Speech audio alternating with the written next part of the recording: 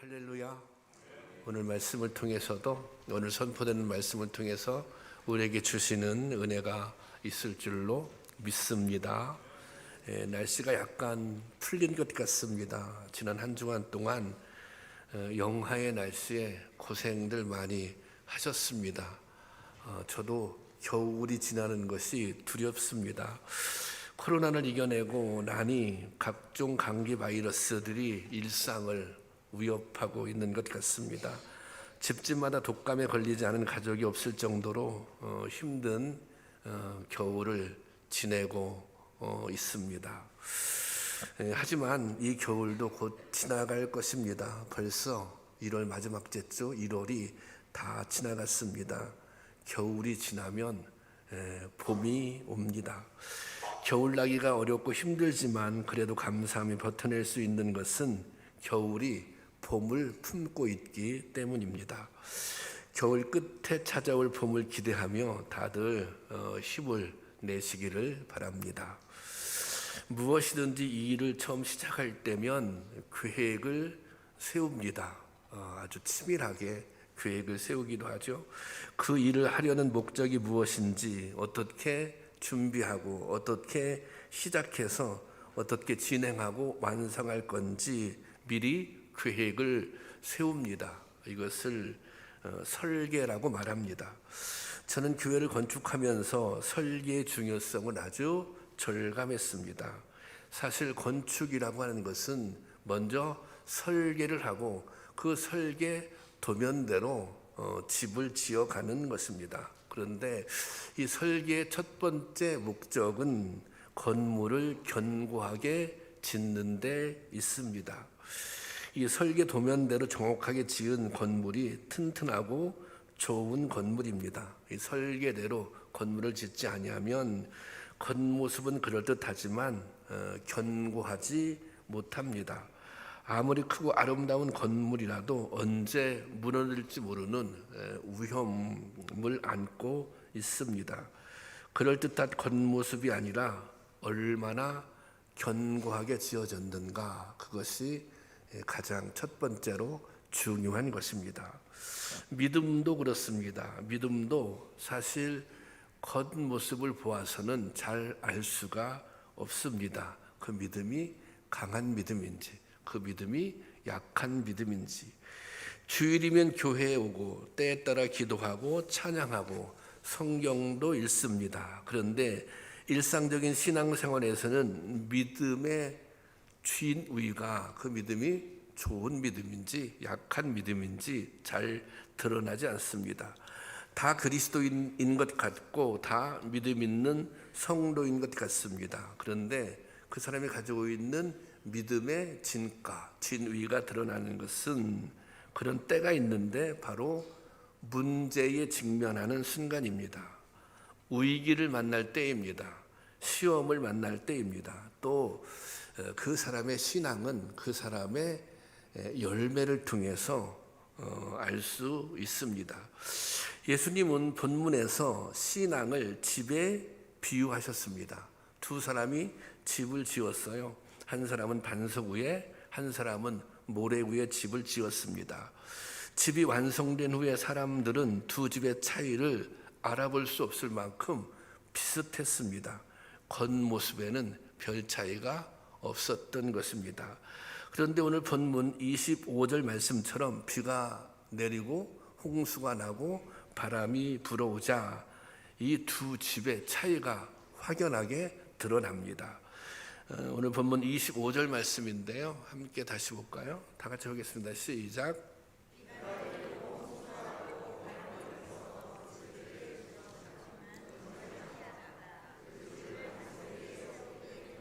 예. 반석 위에 지은 집은 그대로 있었지만 모래 위에 지은 집은 한순간에 무너져 버리고 말았습니다. 이 본문의 말씀이 산상수훈의 결론에 해당하는 말씀인데 이 열매에 관한 비유와 연결이 되어 있습니다. 마태복음 7장 20절 보면 제가 보겠습니다. 이러므로 그들의 열매로 그들을 알리라, 그렇게 기록되어 있습니다. 그 사람의 믿음은 그 사람의 믿음은 어떻게 알 수 있는가? 그것은 열매를 통해서 알 수 있다는 것입니다. 여러분, 믿음에는 반드시 변화가 나타나게 되어 있습니다. 예수 그리스도를 진실로 믿으면 삶의 변화가 나타나게 돼 있어요. 세상을 보는 눈, 태도, 다시 말하자면 이게 전인격적인 변화가 일어나는 것입니다. 그리고 이 변화가 거듭되고 진보하며 열매를 맺어 가는 것입니다. 예수님께서 첫설 유인 산상수훈의 결론 부분에 반석 위에 세운 집의 비유를 말씀해 주신 까닭은 이런 믿음을 원하셨기 때문입니다. 열매를 맺는 믿음. 그런데 이게 열매 맺는 데는 과정이 있잖아요. 온갖 시험이 있지만 그 시험을 이기고 열매를 맺을 수 있는 믿음, 그것을 원하셨기 때문입니다. 여러분, 어떤 믿음은 위기에 직면하면 무너집니다. 어떤 믿음은 위기를 잘 이겨내고 오히려 더욱더 성숙해지기도 합니다. 오늘 우리는 어떤 믿음의 집을 세우고 있습니까? 어려움 속에서도 시험 속에서도 견고하게 자리를 지키는 반석 위의 집 같은 믿음입니까? 아니면 허물어지고 있는 모래 위의 집 같은 믿음입니까? 오늘 말씀을 통해 우리의 믿음을 잘 점검해 보실 수 있기를 바랍니다. 주님은 두 가지 형태의 집에 대해 말씀하십니다. 이 집들은 겉보기에는 큰 차이가 없어 보이지만 큰 폭풍이 지나가자 완전히 다른 모습으로 드러납니다. 하나는 여전히 견고하게 서 있었지만 다른 하나는 완전히 무너져 폐허가 되어버리는 것입니다. 왜 이렇게 되었습니까?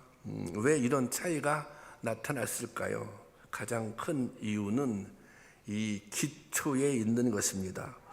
예수님은 지혜로운 사람은 반석 위에, 어리석은 사람은 모래 위에 터를 닦고 집을 짓는다고 말씀하십니다.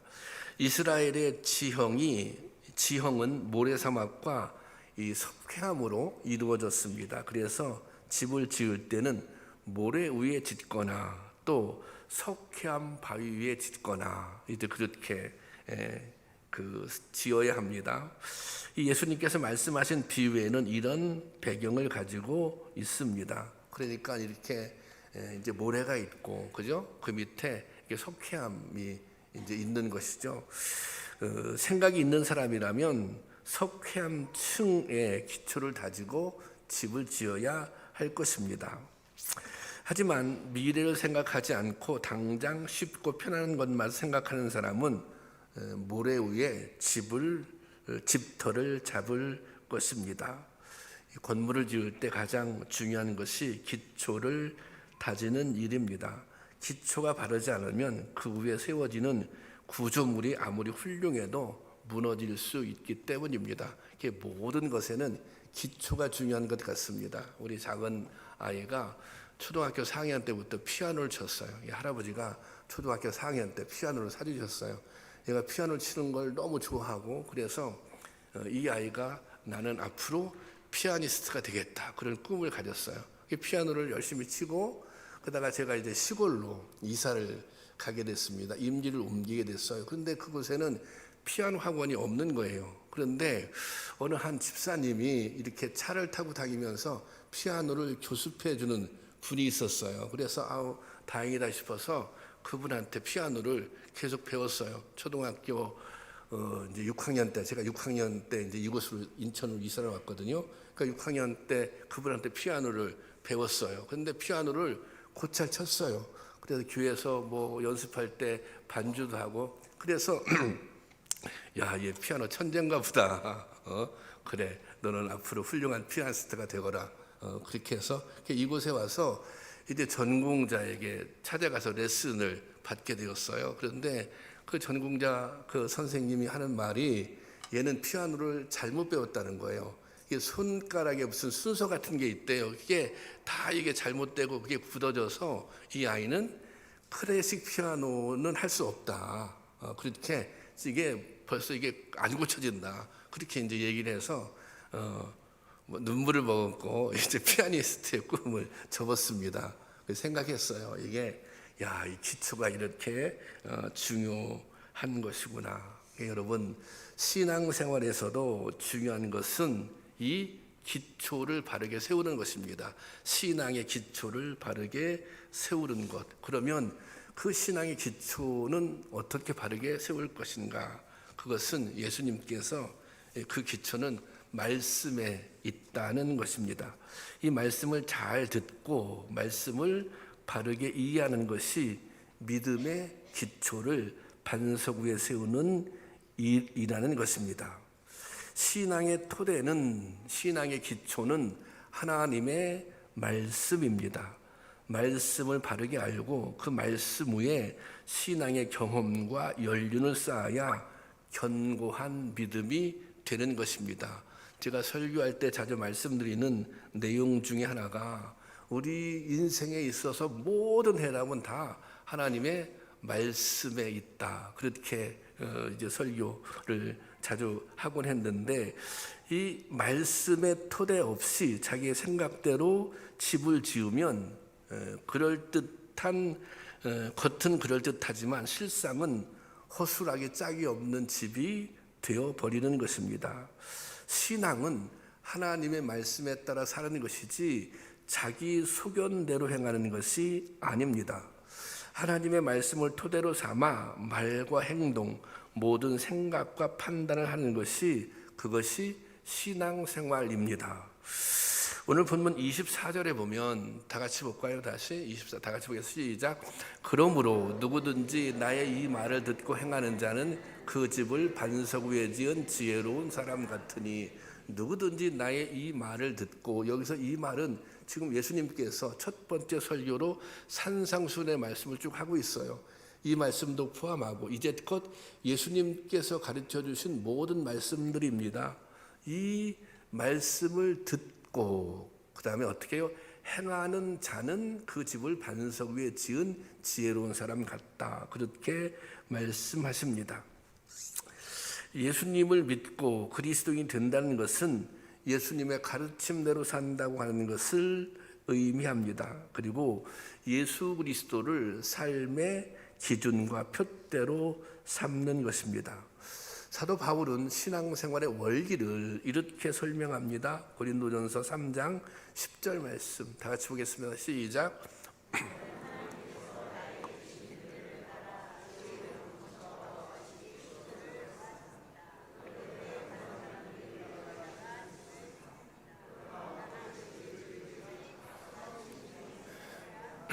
자, 바울이 그렇게 얘기해요. 자, 바울이 사역을 본문 띄워놔 주세요. 바울이 이제 사역을 돌아다보면서 이제 그 사역을 지혜로운 건축물에 비유해요. 그래서 하나님이 주신 은혜에 따라 기초를 놓았다는 것입니다.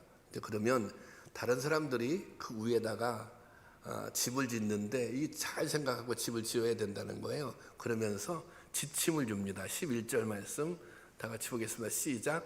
아무도 이미 놓은 기초인 예수 그리스도 밖에 또 다른 기초를 놓을 수 없습니다. 여기서 바울이 놓은 기초는 뭐예요? 바로 예수 그리스도라고 하는 것입니다. 신앙생활은 일상 동안 믿음의 집을 짓는 것입니다. 그런데 지혜로운 건축자처럼 견고하고 든든하게 믿음의 집을 짓기 위해서는 예수 그리스도를 터로 삼아야 하는 것입니다. 이것은 다른 말로 예수님이 가르쳐 주신 말씀대로 살아야 한다는 것입니다. 오늘 많은 교회들이 흔들리고 또 무너지는 것을 봅니다. 성도들도 작은 어려움을 이겨내지 못하고 신앙을 포기하고 교회를 떠납니다. 왜 그럴까요? 그것은 기초가 부실하기 때문입니다. 예수 그리스도로 신앙의 기초를 삼지 않았기 때문입니다. 예수를 믿는다고 하면서 자기 생각대로 자기 방식대로 믿고 있기 때문입니다. 이 사람들은 예수님이 가르쳐 주신 대로가 아니라 내 생각에 옳은 대로 행동합니다. 예수님의 뜻이 아니라 내가 바라는 것, 또 더 나아가서는 나의 욕망이 먼저입니다. 예수님을 주님이라고 고백하지만 예수님이 내 삶의 주인이 아니라 자신이 삶의 주인입니다. 때로는 믿음의 대상이 예수님이 아니라 힘이고 또 돈이고 명예입니다. 그러다 보니 이런 것들을 잃어버리고 얻지 못하면 무너지고 주저앉는 것입니다.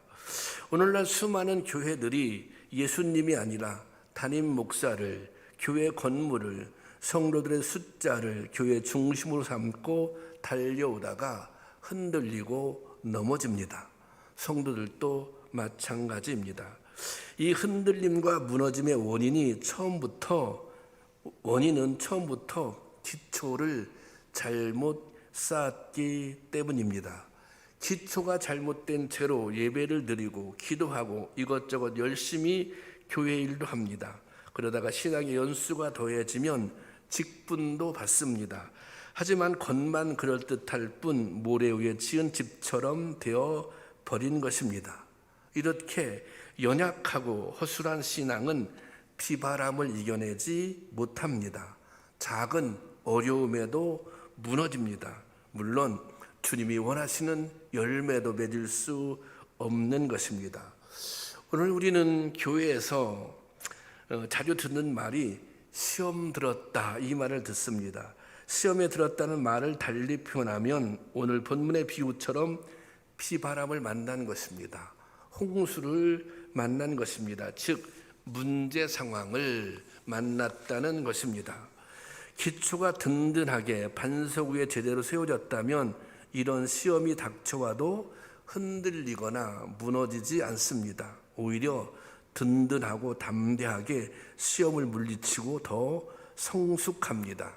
믿음의 진보를 이루어 내는 것입니다. 오늘 우리 교회 학교 아이들이 다 월반을 합니다. 월반을 하는데 지금 이 아이들도 믿음을 교회에서 배우는 거죠. 하나님의 말씀을 배우는 건데 저는 이 아이들이 정말 믿음의 기초가 든든하게 잘 세워졌으면 좋겠습니다. 이 아이들도 이제 앞으로 살아가면서 또 신앙생활하면서 여러 가지 다양한 문제들, 시험들을 만날 것입니다. 그런데 이 아이들의 믿음의 기초가 든든할 때 그런 시험들을 잘 이겨내고 또 이제 이 믿음의 진보를 이루고 신앙의 열매를 맺을 수 있는 것입니다. 여러분, 우리가 정말 기초가 중요합니다. 기초를 잘 세워서 어떤 시험도 이겨낼 수 있는 든든한 믿음의 소유자들이 다 될 수 있기를 주님의 이름으로 축원합니다. 이 신앙의 기초를 반석 위에 든든히 세웠다면 그 다음에는 어떻게 해야 합니까? 집을 세워가야 합니다. 이 건물을 잘 짓는 비결은 첫 번째로 설계를 잘해야 합니다. 그리고 그 다음에는 설계 도면대로 짓습니다. 대부분 이 설계를 하는 이 설계자들은 저희 교회도 이 건축을 할 때 보니까 이 설계를 한 사람과 시공을 한 사람은 틀리잖아요. 이 설계를 하는 사람들은 굉장히 이 자기 이름이 거기에 달려 있기 때문에 그리고 나름대로 안전하고 튼튼하게 건물을 지으려고 하더라고요. 그런데 또 시공하는 사람 입장에서 보면 그렇게 하면 또 비용이 너무 많이 나는 거예요. 그러니까 대체적으로 보면 설계는 제대로 하더라고요. 그런데 시공하는 과정에서 설계 도면대로 하지 않기 때문에 거기서 부실한 공사가 이루어지는 것입니다. 그러니까 이제 건물을 잘못 짓는 경우는 애초에 설계를 좀 잘못하든지 아니면 설계는 제대로 했는데 설계대로 집을 짓지 않으면 건축하지 않으면 건물을 부실한 공사가 되는 것입니다. 우리가 믿음의 집을 짓는다고 하는데 우리가 믿음의 집을 짓는다고 한다면 우리에게는 아주 완벽한 설계 도면을 가지고 있습니다. 우리에게 완벽한 설계 도면이 주어져 있습니다. 그것이 무엇입니까? 그것이 바로 말씀입니다. 우리가 그냥 말씀대로 하면, 말씀대로 행하면 이 완전한 아주 든든한 집을 견고하게 세울 수 있는 것입니다. 예수님께서 하나님 나라 복음을 전하시기 시작하셨을 때 수많은 무리들이 모여서 말씀을 들었습니다. 예수님의 말씀을 수많은 무리들이 말씀을 들었는데 이 말씀을 드린 모든 무리들이 다 제자가 된 것은 아니었습니다. 제자는 말씀을 듣고 그 다음에 말씀을 깨닫고 그 다음에 말씀대로 행하는 사람, 말씀대로 살기를 원하는 사람, 그 사람들이 제자가 된 것입니다. 듣기만 하고 실천에 옮기지 않는 사람은 제자가 아닙니다. 그냥 무리일 뿐인 것입니다. 반석 위에 집을 짓는 것은 예수님의 말씀을 듣고 들은 다음에 그 말씀대로 사는 것입니다. 말씀대로 행하는 것입니다. 예수님은 누차 수도 없이 그것을 말씀을 통해서 강조하십니다. 예수님께서는 입술로만 말로만 하는 고백, 말로만 하는 믿음을 인정하지 않으셨습니다. 오늘 우리가 읽은 본문 앞에 있는 내용인데요. 마태복음 7장 22절 말씀 한번 볼까요? 22절 말씀 다 같이 보겠습니다. 시작.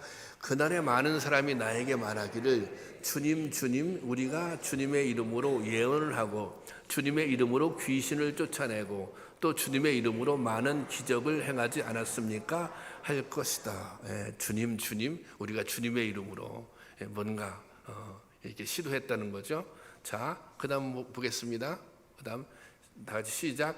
그때 내가 그들에게 분명히 말할 것이다.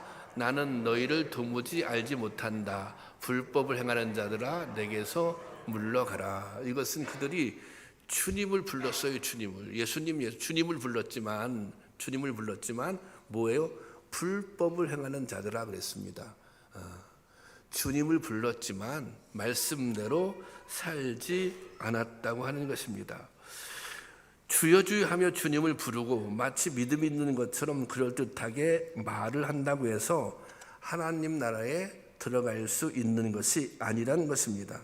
또한 야고보 사도는 이렇게 권면합니다. 야고보서 1장 22절 말씀인데요. 다 같이 보겠습니다. 시작.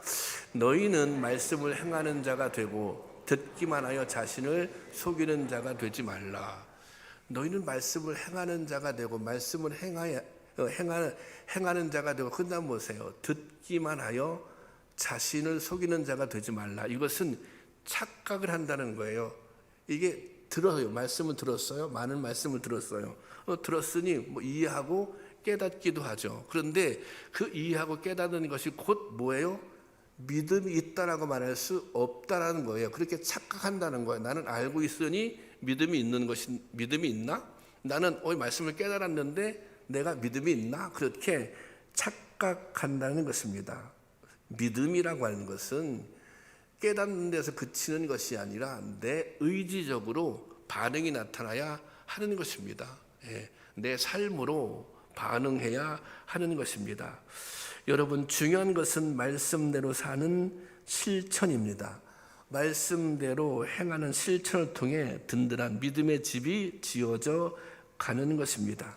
우리는 하나님 나라에 이르기까지 믿음의 집을 지어갑니다. 그리고 마지막 날 우리가 지은 믿음의 집으로 하나님 앞에 서게 될 것입니다. 믿음이라고 하는 것은 생각 속에서만 일어나는 어떤 작용이 아닙니다. 다시 말하자면 내가 말씀을 깨달았습니다. 내가 그 말씀에 감동을 받았습니다. 그런데 그것만으로는 부족합니다. 반드시 이 삶으로 그것이 나타나야 한다는 것입니다. 그래서 이 믿음이라고 하는 것은 삶으로 나타나는 실제적인 변화이고 그리고 결과인 것입니다. 말로는 믿음을 말하지만 행동은 믿지 않는 사람들과 다를 게 없다면 그 믿음은 거짓 믿음입니다. 그 믿음은 우선적인 믿음인 것입니다. 여러분, 오늘 우리는 믿음의 집을 지어가는 과정 속에 있습니다. 신앙생활은 일평생 믿음의 집을 짓는 것입니다. 든든한 믿음의 집을 짓기 위해서는 지속적으로 말씀을 듣고 지키는 노력과 수고가 있어야 하는 것입니다. 말씀에 비추어 자신의 삶을 성찰하는 부단한 노력과 과정을 통해 견고한 믿음의 집이 지어지는 것입니다. 믿음의 집이라고 하는 것은 우리가 말씀을 듣고 깨닫고 그 다음에 그 말씀대로 살려고, 그 말씀에 순종하려고 애쓰고 노력하는 과정 속에서 믿음의 성숙도 일어나는 것이고 그 다음에 믿음의 열매들도 보게 된다는 것입니다. 여러분, 어떤 상황에서도 흔들리지 않는 견고한 믿음의 집을 지을 수 있기를 바랍니다. 그러기 위해서 더 깊이 말씀을 묵상하십시오. 또 말씀대로 살기 위해 기도하고 힘쓰고 노력하십시오. 그리고 말씀에 비추어 신앙을 점검해 보십시오. 그리하여 믿음의 진보를 또 주님이 원하시는 열매를 맺을 수 있기를 바랍니다. 그리고 예수 그리스도를 온전한 내 삶의 주인으로 모실 수 있기를 바랍니다. 그럴 때 우리가 믿음의 견고한 집을 지을 수 있고 또 주님께서 원하시는 열매들을 맺을 수 있는 것입니다. 이 시간 우리가 생각해 보기를 나는 어떤 믿음의 집을 지어가고 있는가? 나는 어떤 시험이 와도 흔들리지 않는 견고한 믿음의 집을 짓고 있는가? 다시 한번 우리 자신을 돌아다볼 수 있기를 주님의 이름으로 축원합니다. 오늘 찬양하고 기도하기를 원하는데요. 내가 주인 삶은 내가 주인 삶. 우리가 사실은 견고한 믿음의 소유자는 예수님이 내 삶의 주인으로 모시고 사는 사람, 이 사람이 가장 견고한 믿음의 소유자입니다. 여러분들은, 우리들은 내 소견대로 예수를 믿는 것인지 또 하나님의 말씀에 따라 예수를 믿는 것인지, 그래서 정말 이 시간이 찬양하면서 이게 좀 내려놔야 할 것이 있다면 내려놓는 은혜가 있기를 바랍니다.